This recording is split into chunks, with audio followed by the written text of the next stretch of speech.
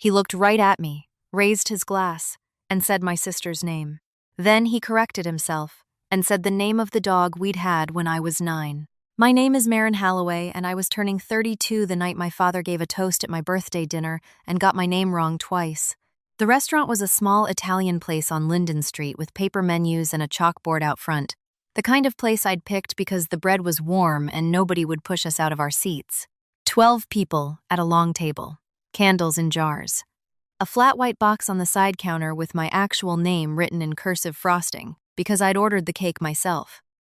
He stood up holding a glass of red wine that was leaving a dark thumbprint on the napkin underneath it, cleared his throat the way he always did before he said something he hadn't bothered to prepare, and called me Bethany. Bethany is my sister. Bethany is the one whose first communion he flew back early from a fishing trip for. Bethany is the one whose name he never forgets. He laughed when he saw my face, waved his hand at himself, said, "No, hold on," and tried again. He called me Daisy. Daisy died of old age before I started middle school. The room got quiet in that polite, careful way rooms get when they're trying to do you a kindness by pretending nothing happened.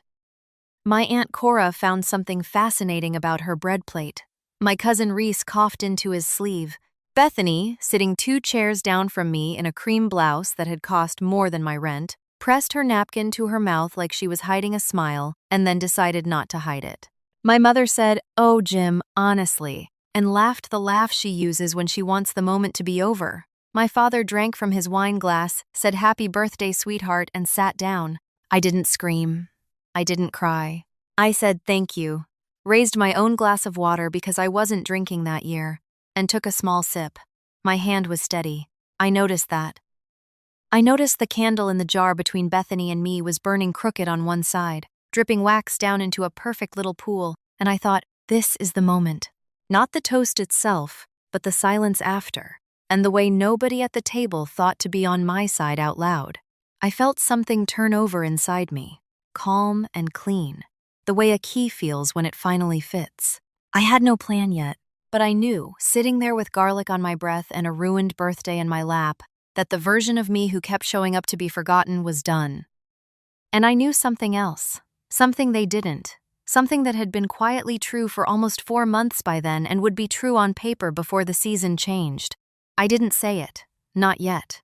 Welcome back to The Long Quiet, where we tell the stories of the people who got overlooked at their own tables and learned to set new ones. If you've ever sat at a celebration that was supposed to be yours and felt the air go out of the room because the people who were supposed to love you couldn't be bothered to remember the basic shape of you, this one is for you. Stay until the end. The part you came for happens late, and it is worth the wait, because none of them saw what was coming, and I had been gathering it in the dark for a long time. Drop a comment and tell me your name, the one they keep getting wrong, and be sure to subscribe. I want you here for what comes next. We finished the dinner. Of course we did. That's the thing about families like mine. We always finish the dinner. Tiramisu was brought out. The candles on my cake were lit, and my mother sang first, and the rest joined her 2 beats late, and Bethany held up her phone to record me blowing them out, and afterward she posted the video with a caption that said "Birthday Girl," and tagged my father, and didn't tag me. I drove home alone, hands at 10 and 2, mind blank in that focused way it gets when you've decided something but haven't told yourself yet. My apartment was on the 2nd floor of a converted house on Birchwood Avenue, with a porch light that I had left on before I went to dinner, because I had learned a long time ago to leave my own lights on for myself. I parked, walked up the steps, and stood on the porch for a minute, breathing in the cold. I unlocked the door. I put my coat on the hook. I poured myself a glass of water from the tap, the same chipped glass I'd had since college, and I sat at my kitchen table and stared at the wall for what felt like an hour but was probably 10 minutes. Then I opened my laptop, opened a fresh document, and started typing out everything I remembered from the dinner. Every word of the toast, every laugh, every face. I put a date at the top. I saved it. I made a folder. I named the folder for what it was, which was the beginning, though I didn't write that on the folder. Let me back up. I'm an estate paralegal. Have been for 9 years. I work for a small firm on the west side of town that mostly handles wills, trusts, probate, and the kinds of family disputes that happen when someone dies and money has to find a new owner. I am not a lawyer. I have never wanted to be. What I am is the person who reads the documents carefully, who notices the line that doesn't fit, who keeps the timeline straight, who knows where everything is filed and who signed what and when. I am the one who finds the second account nobody mentioned. I am the one who asks, who has the original? My job is patience and paper, and I am very good at it. I tell you this because it matters. Because the way I think is the way I solved this. And the way I solved this is the reason none of them saw it coming. I grew up in a house on Pellman Road. 3 bedrooms, a finished basement, a yard with a swing set in it that my father took down the year I turned 10 and replaced with a fire pit. Bethany was 4 years older than me. Our brother, Dane, was 6 years older. There was always a hierarchy in our house, and it wasn't subtle. Dane was the first son. Bethany was the daughter who looked like our mother in her wedding photos. I was the one who came after the magazine Perfect Set was complete.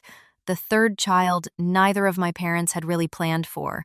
The one whose baby book was started and abandoned at page 11. The one whose name on the inside cover of every Christmas card was an afterthought in different handwriting than the rest of the families. My mother used to introduce us at her church functions as our oldest, our daughter, and our youngest. The youngest. Not Marin, just the youngest. Old habit. I learned early that there were 2 ways to live in that house. You could ask to be seen, which meant performing, which meant fighting Bethany for attention and Dane for permission, or you could become useful. I became useful. I was the one who remembered the dentist appointments and which casserole dish belonged to which neighbor. I was the one who picked up my father's dry cleaning on Friday afternoons because he forgot. I was the one who kept the spare key. I was the one who could be relied on, which meant I could be left out, because everyone knew I would be there anyway. My grandmother on my father's side saw it. Her name was Edith, and she lived in a small white house on the other side of town with a porch that always smelled like geraniums, and she was the only person in my family who used my full name when she said it. Marin Catherine, she'd say, "Come sit by me," and she'd pat the cushion next to her on the porch swing and pour me iced tea from a glass pitcher, and we'd watch the road. She told me once, when I was about 12, that I had a face like still water, and that people would underestimate me my whole life because of it, and that this would turn out to be a gift if I was patient. I didn't understand her then. I understand her now. Edith died when I was 26. I was the one who sat with her at the hospital. I was the one who brought her the lavender hand cream she liked, who read to her from her old garden books, who held her hand when the nurses came in to turn her. Bethany came once, on the last weekend, with a bouquet of grocery store roses she made my mother carry. Dane sent a card. My father came for an hour and stood by the window the whole time, looking at his phone. When Edith died, she left her house to my father. He sold it within 6 months. He used the money to pay off the boat. The morning after my birthday dinner, I woke up at 6, made coffee, and sat at my kitchen table with the document I'd written the night before open in front of me. I read it twice. I added 2 details I'd remembered in my sleep, the way my mother had said, "Oh, Jim, honestly," and the fact that Bethany had not tagged me in the post. Then I closed it and opened a different document, a much older one I hadn't touched in almost a year. It was a list of inconsistencies. That's what I'd called the file when I started it, because I am a paralegal, and that's the word that came to my hand. The inconsistencies were small at first. A line my father had said at Thanksgiving 2 years ago about Edith's house, that she'd left it to him to handle because the rest of us wouldn't have known what to do with it. A comment my mother made about how the estate had been complicated, that there had been almost nothing left after the costs. A passing remark Bethany made when she was drunk at a wedding, about how lucky Dane was to be getting the lake cabin one day. The lake cabin had been Edith's too. Edith had loved that cabin.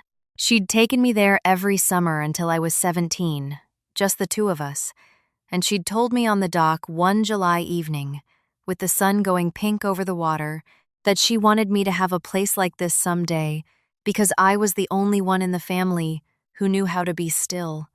I had not thought about the cabin at the wedding. I had thought about it the next morning, lying in bed, and then I had gotten up and started the file. The first thing I did was request a copy of Edith's will from the county probate office. It cost me $11. It took 6 weeks to arrive in the mail. When it came, I sat down at the kitchen table with a cup of tea and read it slowly, the way I read documents at work, with a finger moving under each line. The will my father had filed was 4 pages long. It left the house on the other side of town to him. It left the lake cabin to Dane. It left a sum of money, $10,000, to Bethany for her wedding. It left to me, the youngest, a box of personal effects, no monetary value specified, to be selected by my mother. That was the will on file. I knew reading it that it was wrong. Not because of what it said, but because of what wasn't in it. Edith had a savings account at the credit union on Maple. She had told me about it herself, the spring before she died, when she'd had me drive her there to deposit a check. She had pointed at the building from the car and said, "That's where I keep the part nobody knows about," and she had laughed. And I had laughed with her because I thought it was a joke. It hadn't been a joke. The will on file made no mention of any account at any credit union. It made no mention of a savings account at all. It made no mention of the certificate of deposit she'd told me she renewed every 2 years. It made no mention of the safety deposit box she'd taken me to once, when I was 15, to show me the cameo brooch that had belonged to her mother, the one she said was for me when I was older. I went back to my list of inconsistencies and I added the will to it, and underneath I wrote 3 words: find the original. I want to tell you that I tore through the next months like a woman possessed, but that isn't what happened. What happened was that I went to work every day, ate dinner at home most nights, called my mother on Sundays the way I always had, and quietly, in small movements at the edges of my life, I began to pull on a thread. I went to the credit union on Maple. I introduced myself as Edith Halloway's granddaughter. I asked, very politely, whether there had ever been an account in her name. The woman behind the counter, whose name tag said Pauline, looked at her screen for a long moment and said, yes, there had been, and that it had been closed approximately 4 months after Edith's death by an executor with a certified copy of the will. I asked how much had been in the account at the time of closure. Pauline said she couldn't tell me that without further documentation. I thanked her. I drove home. I wrote it down. I started showing up to family things again. I had stopped after the birthday dinner for about 3 weeks, and my mother had noticed and called me, in that voice she used when she felt slighted, and asked me if I was punishing them. I said no, of course not. I went to Easter at my parents' house. I went to Dane's daughter's confirmation. I went to Bethany's housewarming when she and her husband bought the Colonial on Ridgemont, the one with the bay window and the half-finished pool, the one I knew they could not actually afford on his salary alone. I went and I smiled and I brought a thoughtful gift each time, and I asked questions, and I listened. People tell you things. When you're useful and quiet and don't react, they tell you a lot of things. My father told me, over coffee at his kitchen table on a Saturday morning in May, that Edith had wanted him to handle everything because she trusted his judgment. My mother told me in the laundry room of Bethany's new house that the wedding fund hadn't been $10,000, it had been closer to $30,000, but that nobody needed to make a fuss about it because Bethany was the one getting married first. Bethany told me, leaning against the kitchen island in her new house with a glass of Prosecco in her hand, that the lake cabin was being sold because Dane had decided he didn't want the upkeep, and that the buyer was a friend of my father's, and that my father was handling the closing paperwork himself to save on fees. Dane told me when I asked him at the confirmation lunch how he felt about letting the cabin go, that he hadn't really had a choice, that the property taxes had piled up because Dad had let them slide, and that selling was the only way to clear them. He said this casually, the way he said everything, as if I were a piece of furniture that happened to be in the room. I didn't say what I knew. Not yet. I went home each time and I wrote it all down. I started a spreadsheet. I am a paralegal. I started a spreadsheet because of course I did. I had columns for who said what, when they said it, where they said it, what room, what they were holding, what they were wearing, whether anyone else was within earshot. I had a column for inconsistencies with prior statements. I had a column for documents required. I had a column for next step. By the end of June, the spreadsheet had 46 rows. By the end of July, it had 71. I requested, through a quiet inquiry at work using my own name and my own $11 again, the title transfer history on Edith's house. The house had sold for $240,000. The will on file had listed it as having a fair market value of $190,000.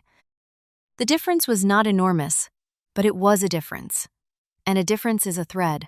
I requested the title transfer history on the lake cabin. The cabin was listed as having sold to a man named Harlan Voss for $95,000. All cash, no mortgage. The county records showed the closing had occurred 18 days after my grandmother's death. 18 days. The cabin had been listed in the will as Dane's. Dane had told me at the confirmation that the cabin had been sold because of property taxes. Dane had been 28 years old at the time of our grandmother's death, and had not, to my knowledge, ever set foot in the courthouse to claim a property tax bill. I drove past the cabin on a Sunday in early August. I parked at the public access on the far side of the lake and walked along the shore until I could see the dock. There was a new pontoon boat tied up there. There was a man on the porch I didn't recognize. The man was not Harlan Voss. The man was a contractor named Eli Burnham who had done work for my father's company for years. I knew his face. I had met him at a Christmas party when I was 23. I walked back to my car. I drove home. I added a row. By the second week of August, I had what I had been looking for. The original will. Not the one filed with the probate court. The original. Edith had been a careful woman. She had been a librarian for 40 years before she retired, and she had treated her own life the way she treated the stacks, with cross-references and duplicates and a fixed system.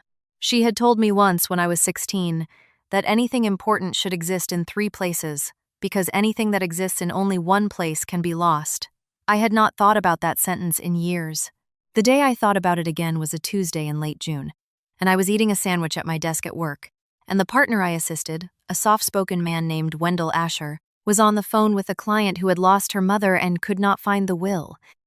Wendell said into the phone, very gently, "Ma'am, if your mother was the kind of woman who kept careful records, the will exists somewhere. Check her safety deposit box. Check her attorney's office. Check the back of a Bible." I put my sandwich down. I called my mother that evening and asked, very casually, whether Grandma Edith's Bible was still in the house. My mother said she thought it was in the hall closet with the photo albums. I said I'd love to come pick it up sometime, that I'd been thinking about Edith lately, that I wanted something of hers. My mother said, "Of course, sweetheart, come this weekend." I went on Saturday. I made tea for both of us.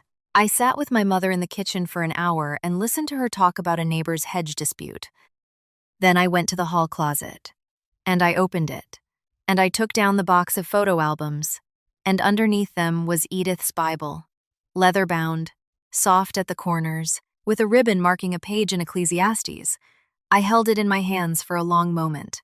I felt my heart, which is a thing I rarely feel. Then I opened the front cover, and tucked into the inside flap, folded into thirds, was a single sheet of cream-colored paper. I did not unfold it in my mother's house. I put the Bible in my tote bag. I said, "Thank you, Mom, this means a lot." And I drove home and I sat at my kitchen table and I unfolded the paper. It was not the whole will. It was a single page. It was a handwritten amendment, what we call a codicil, dated 11 months before Edith died.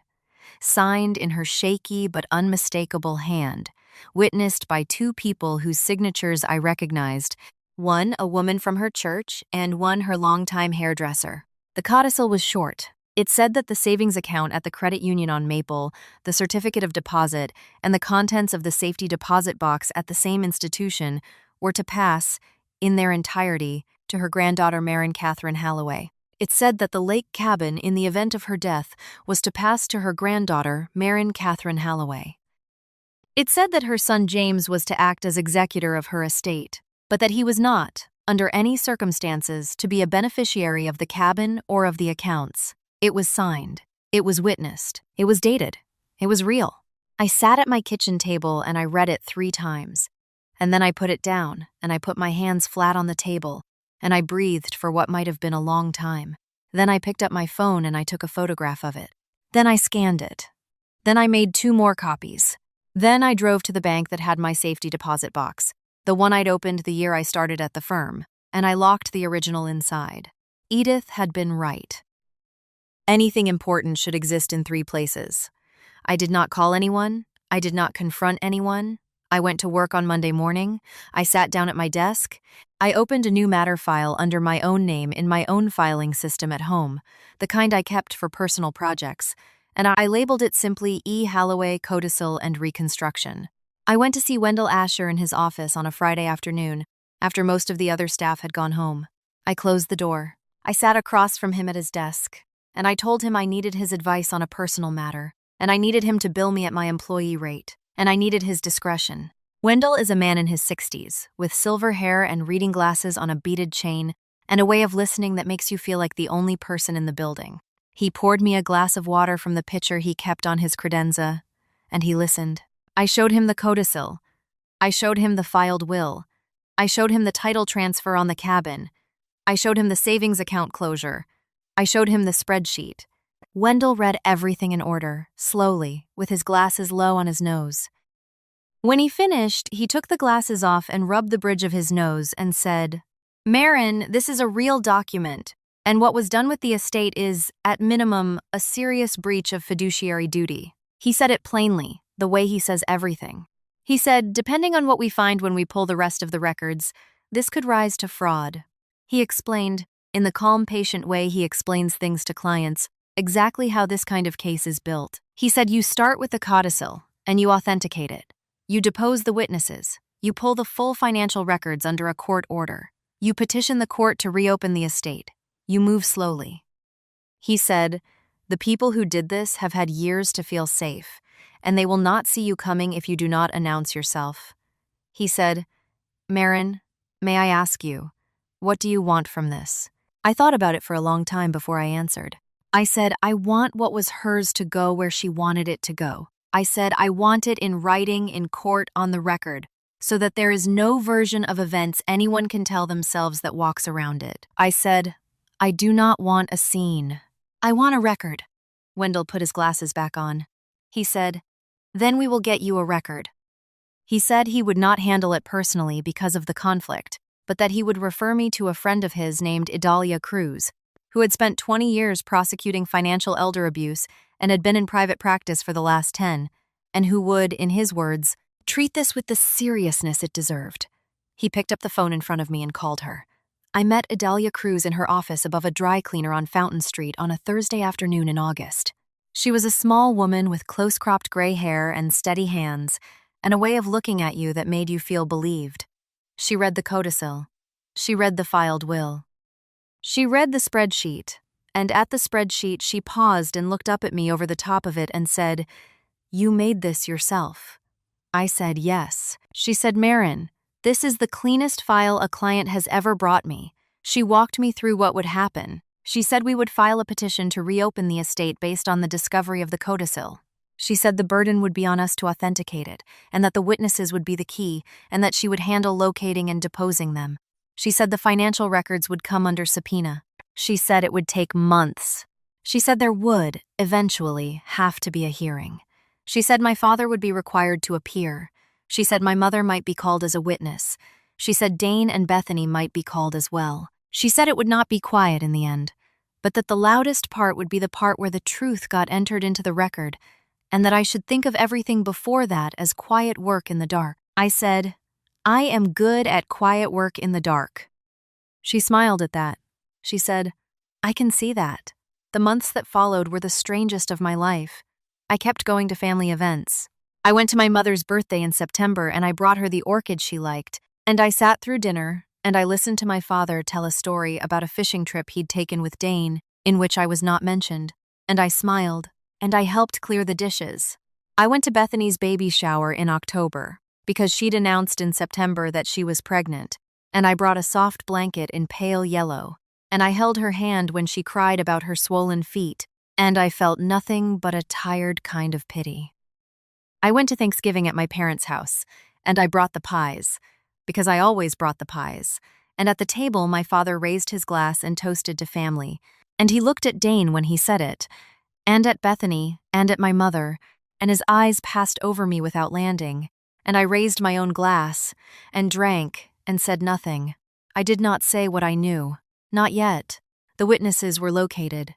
Idalia found Edith's church friend, a woman named Cordy Lemon, living in an assisted living facility 2 counties over, perfectly sharp at 86, who remembered signing the codicil at Edith's kitchen table on a Tuesday afternoon over a plate of lemon cookies.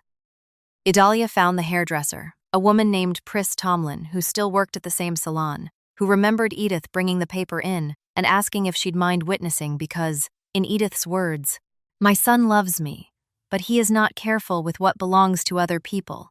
Both women gave sworn statements. Both statements were notarized. Both went into the file.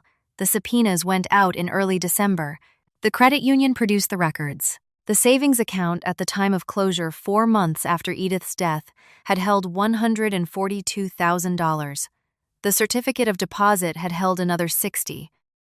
The safety deposit box, when opened by my father with a certified copy of the original will, had contained, among other items, the cameo brooch, which had subsequently appeared on Bethany's collar in a Christmas photograph 2 years prior, which I had a copy of. The cabin had been sold to Harlan Voss for $95,000, and Harlan Voss had, 2 months later, sold it to a holding company whose sole owner was my father for $1.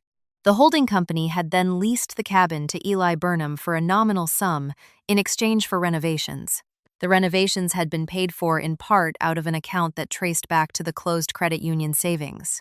Idalia laid all of this out for me on a winter afternoon in her office, with snow falling outside and a cup of coffee cooling between my hands, and her voice as level as a ruler.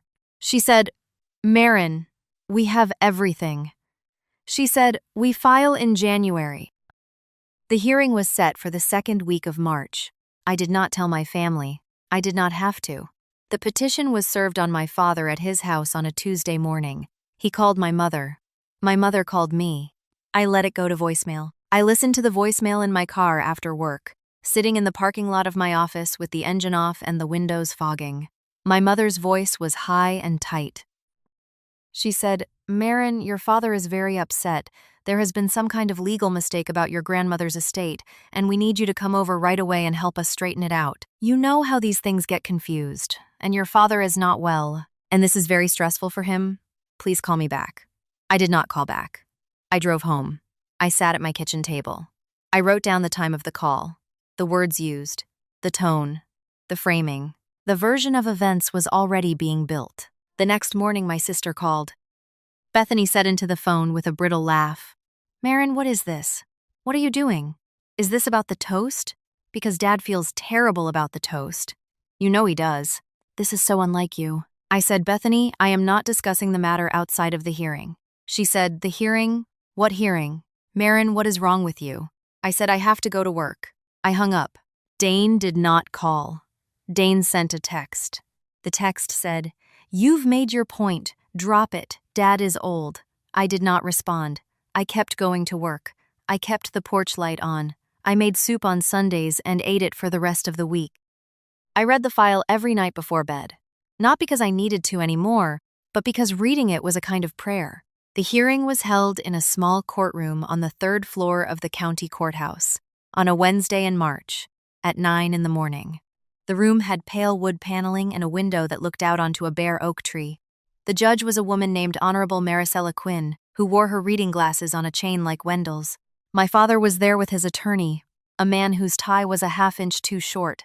My mother was there in a navy blue dress, sitting in the 2nd row with her hands folded around her purse.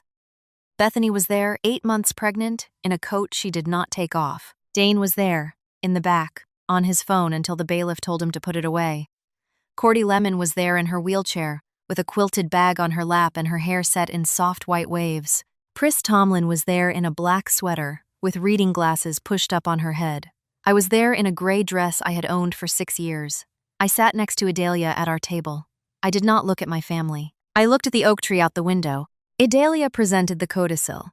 She presented the witnesses' sworn statements. She called Cordy to testify. Cordy spoke clearly and without hesitation about the afternoon at Edith's kitchen table and the plate of lemon cookies and Edith's exact words. She called Pris. Pris said, "My client told me at the time that she was worried her son loved her but did not know how to keep his hands off other people's belongings, and she wanted to make sure her youngest granddaughter, whom she described as the only one who had ever truly known how to sit still beside her, was protected." The judge made a note. Idalia presented the financial records. She walked the court, step by step, through the closure of the savings account, the disappearance of the certificate of deposit, the contents of the safety deposit box, The chain of title on the cabin from Edith to my father to Harlan Voss back to my father's holding company. She did not raise her voice once. She spoke the way you speak, when you do not need to convince anyone, because the paper convinces them for you.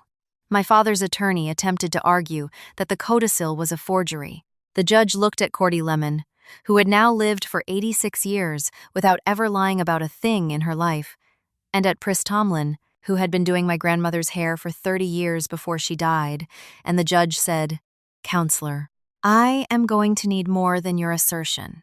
My father's attorney attempted to argue that any irregularities in the handling of the cabin were the result of a confusion among family members.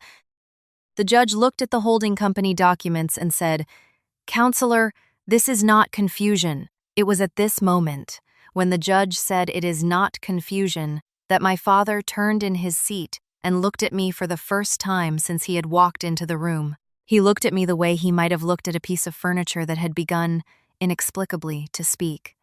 He said loud enough for the row behind him to hear, "She always was the difficult one." Bethany's head came up. My mother's hand tightened on her purse. The judge said, "Sir, you will remain silent unless addressed." My father, who had never in his life been told to be silent in a room, opened his mouth and said, "Your Honor, this is my daughter, and she has chosen, for reasons of her own, to embarrass this family. And I would like the court to know that she has always been jealous of her sister." There was a small, perfect silence in the courtroom. Idalia did not look at me. The judge wrote something down. Cordy Lemon from her wheelchair made a single quiet sound that was almost a laugh. The judge said, "Sir, I am not interested in your characterization of your daughter.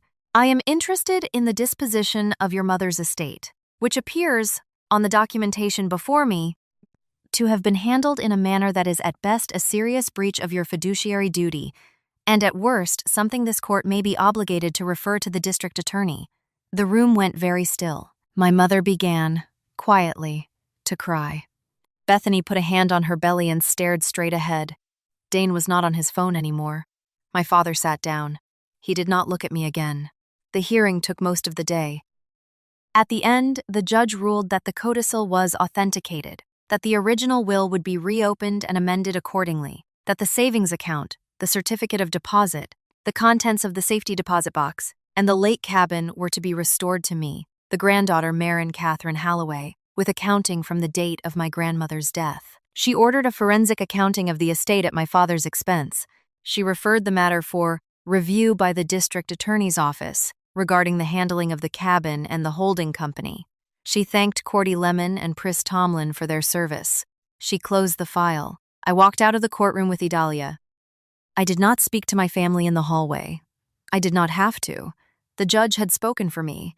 I drove home with my hands at 10 and 2 and my mind, finally, quiet. I sat on my porch that evening with a blanket around my shoulders and watched the sun go down over the maple tree across the street. And I thought about my grandmother on her own porch on the other side of town, pouring iced tea from a glass pitcher and saying, "Marin Catherine, you have a face like still water." The cabin came back to me in early summer. I drove out alone on a Saturday in June. The dock was the same. The lake was the same. The pontoon boat was gone. Eli Burnham had moved out without complaint the moment the court order came through. I walked the boards of the dock and I sat at the end with my feet over the water and I cried for the first time since the toast, not because I was sad, but because I had finally arrived somewhere I was allowed to be. The money came back too, with interest the court compelled. I did not spend it on myself. I put most of it into a small fund, in Edith's name, at a community foundation in our town, to provide for the legal fees of older women who suspected they were being taken advantage of by family members but could not afford to find out for sure. I named it the Edith Halloway Fund for Quiet Women. I am on its board. I review the applications myself. My family did not, as you might expect, stage a reconciliation. My father did not apologize. He was not criminally charged in the end because the district attorney determined that the civil remedy had been sufficient and his health was declining, but he was required to pay restitution, and the cabin and the accounts were lost to him for good. And that, my mother told me through the screen door of her house when I came once to drop off a tin of cookies for my niece, had broken him more than anything she had ever seen. My mother and I speak twice a year now, on her birthday and on mine. She has never said she was sorry for the laugh at the table. She has come close. I have decided that close is not enough, and that some doors you simply leave shut. Not slammed, just closed. The latch quietly down. Bethany had her baby, a girl, and she named her after our mother. And she sent me a birth announcement in the mail with a handwritten note on the back that said, "I know I was not kind. I am trying to learn." I sent a soft blanket in pale yellow, the same yellow as the one I'd brought to the shower, and a card that said, "I wish her every good thing." I did not visit. Dane reached out exactly once, about a year after the hearing, to ask if I would consider lending him money for a business he was starting. I said no. He has not reached out since. The chosen family came in slowly, the way good things do. Wendell Asher and his wife had me over to their house for dinner on Sunday evenings sometimes, and their grown daughter, a woman named Tessa who taught middle school art, became one of my closest friends.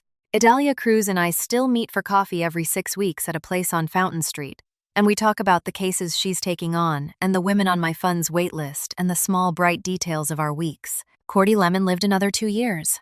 I drove out to her facility once a month with a plate of lemon cookies, and we sat in the common room and she told me stories about my grandmother that I had never heard.